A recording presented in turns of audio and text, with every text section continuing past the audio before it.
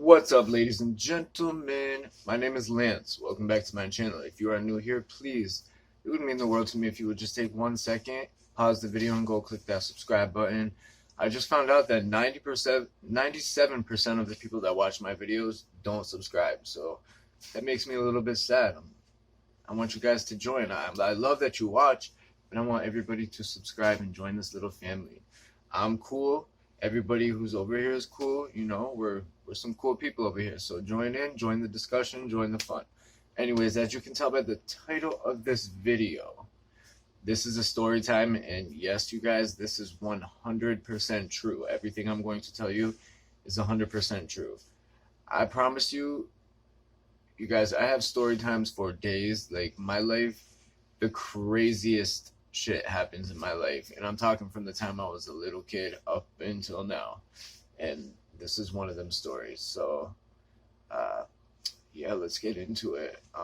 So I believe it's hard for me to remember what age I was when this all started happening, but I want to say that I was either 8 or 9. I was 8 or 9 years old. So anyway, around the time I was 7, 8 years old, my mother and my father had split up. They were never married or anything, but we lived with my mother and my father, and it was an absolute nightmare, horrible situation, which I'm going to do another video on that, on my young childhood when my parents were together, because that's very graphic and violent and horrific. But it's an interesting story, and I know a lot of people can probably relate. So anyways, around this time, they had finally split up. My mother finally got away, right? And she took me and my 2 younger sisters and got the hell out of there. So when she first moved out of there, she was a single mother. My dad had always been the one who was financially taking care of us, so she had nowhere to go. And she had 3 kids, and we ended up going to stay with my grandparents for a while. So we stayed with my grandparents for a little while, and then after that, my mother had a friend, and this friend, her name is Christina, and her and her family had lived across from me and my family as we were growing up, from the time I was a little kid. They lived right across the street, and my mother ended up, this girl Christina, she had a very small apartment. It was a 1-bedroom apartment, and she lived there by herself, and she moved my mother and me and my 2 sisters in there. So there was 5 of us in a small, tiny little 1-bedroom apartment, but it was okay. We were completely fine with it. I was so happy because we were away from my dad. We were away from the abuse. We were away from the violence. So I didn't care where we went, We could have been in a shelter anywhere. I would have been happy. So we ended up staying there. At this time, my mother was looking to get back into the work field. She had been parenting for a while, so she was, trying to get back on her grind and just get back into the workforce and this and that and that. And she ended up finding a job, and she started working and whatnot. So after, I think it was the whole summer, we stayed there with Christina, and then after that, we ended up getting our own apartment. And it was an awesome big apartment. It was right down the street from the school that we were going to. So that year, we started a new school, and my mother was working, and life was going pretty okay at that point. Now, my mother was, in the period that my mom was job hunting, right, before she had found her job, she ended up going to a grocery store, and the grocery store was called The Barn. And if I can find a picture of it, I'm going to pop it up here.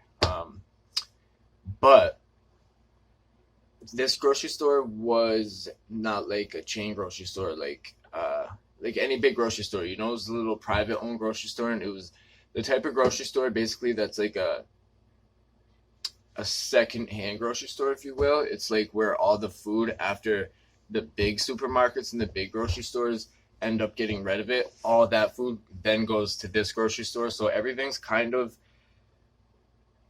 not past due date, because I don't think they can sell things past due date, but everything's basically from other grocery stores, and boxes are crushed and everything. It's just kind of like a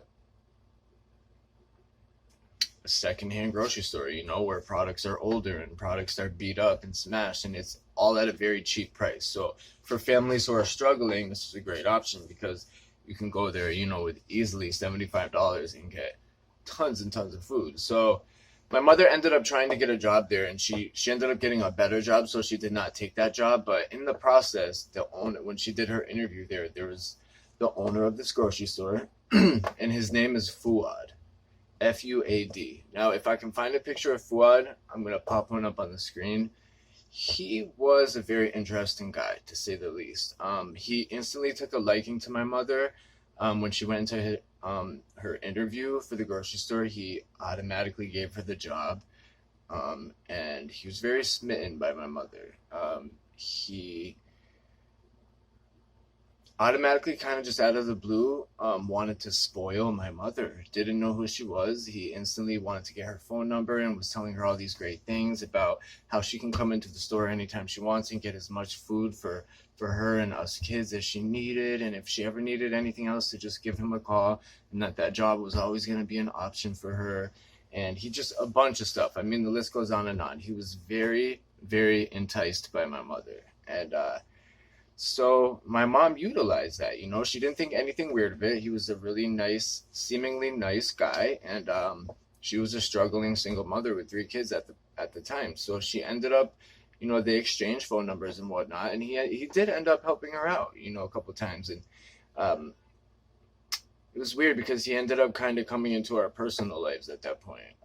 He would be over at our apartment, to try to hang out with my mom. And every time he would come, he would bring stuff. He would bring food, and he would offer my mother money. Do you need help paying any bills? And and he would always say how, your kids are so awesome. They're beautiful, such smart, talented kids. And do your kids need clothes? Do they need new clothes to go back to school? And he like bought us clothing, and the list goes on and on. He just was constantly trying to help my mother, and at first nothing seemed weird about that. So then some time went by and things started to take a little bit of a turn, I would say. He began to get a little bit pushy.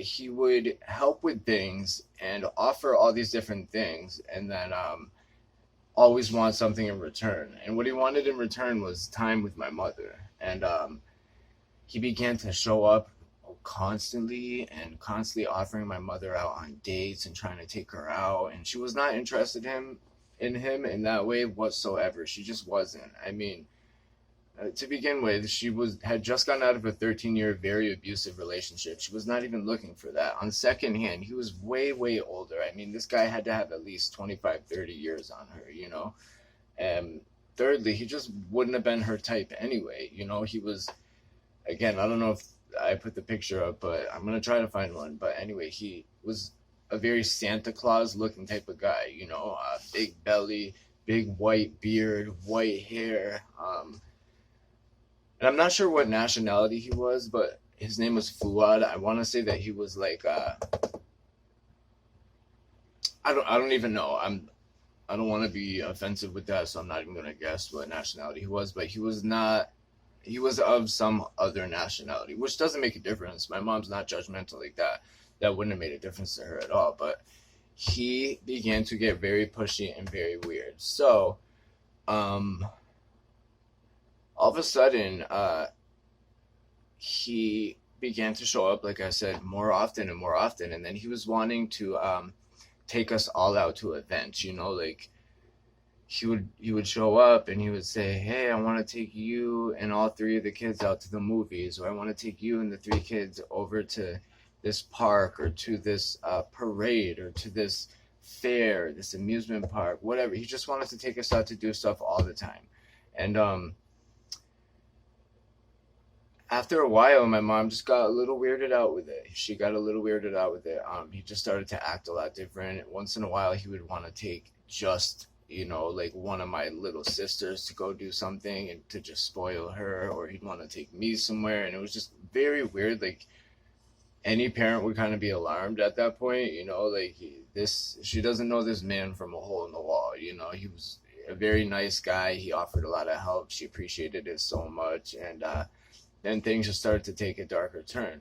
So one day he comes over and he made a proposal to my mother, and he starts telling her about how he had bought in this property, and It was in this small town, and this was a small town that was known to have a lot of farmland and a lot of, it was it was a very country like setting. And he had told my mother about how he bought this giant property, and it was, this many acres, and there was a giant house on it and tons of farmland, and he was um had tons of space, and that he wanted my mother and us three kids to move in with him rent free, would never have to pay anything, and to come and stay there because he had so much room. And again, like I told you, my mom was working a great job at this point. We had found a beautiful apartment right down the street from our school, and we were doing okay. We were happy at that point. So my mother had turned him down, um, and the second that she turned him down, he started to begin to get aggressive, like very very aggressive, and he would show up more and more, and he would the offer just kept getting more enticing, and that he started telling her that not only that he would give her a weekly or monthly allowance, that she would not have to work, and she could just stay there and homeschool us children. She could take us out of school, and she could just focus on homeschooling us and raising us. She would never have to pay a dime for rent, housing, food, nothing. And that he would give us an allowance to go do stuff. And my mother wasn't having it. She turned him down, and he was not happy about that. He was not happy about that. So eventually, their friendship, relationship, whatever you want to call it, started to dwindle a little bit, because things just got awkward after that. She had turned down this big offer that he had, and for a while he still kept showing up and trying to like help her out and stuff like that. But then it came to a point where he was coming less and less and less. So it was very common for us not to see him for a couple of months, and then he would pop up out of the blue and whatnot. And so life just went on at that point, right? And we all forget about it. Fast forward 2 or 3 years after that, we're all living our lives, and one day we read an article in the local newspaper of where we live that a polygamist cult had been busted in this town.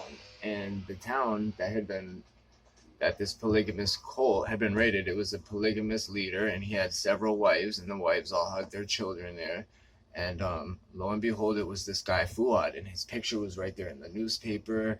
And the town that they had busted was the town that he invited us to live. So we had basically found out that the place that he was inviting my mother and us kids to move, he was creating a cult there, and he was in the beginning stages of creating a cult, and we would not be the only family that, and he never mentioned any of this, right? Of course not.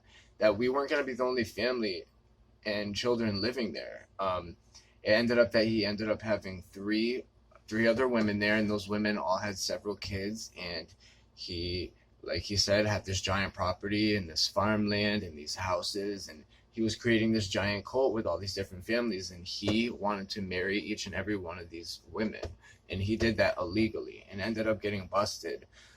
What ended up happening is one of the women had ended up escaping. So of course, apparently, when they all got there, it was nothing like any of them were promised. You know what I mean? Which is basically how these people, dwindle you in and get women to move out like that. And they promise you the world in a dream, and it was nothing like that. So these women were basically slaves, and sexual objects for Fuad, and they were not allowed to leave, and they were not allowed to contact their families, and they basically vanished off the face of the fucking earth. And thank God for my mother's wit, in that she was a hardworking single woman who was not gonna, because there was a point when that would have sounded very good to my mother, because she was really really struggling when she first left my dad. I mean, we were basically homeless. She was not working. She hadn't worked in years, and to have a beautiful place to live on a great farm, and to have a monthly allowance given to you, and to not ever have to pay for anything, that might have sounded good to my mother at one point. But she ain't stupid. She was smarter than that. So we ended up finding out that, lo and behold, we were almost sucked into a polygamous cult, and we escaped. Well, we didn't escape, but we escaped ever even being sucked into it. And thank God, because this man ended up going to prison, Fuad. And funny story is, years later, when I was about 22, 23, I ended up running into him, and he had no idea who I was. I was grown by that point, and I ended up running into him, and he still looked the same all those years later, and he was out of prison by now, and he still looked like he was up to no fucking good. And I believe he still owns that grocery store. I'm pretty sure it's still open and running.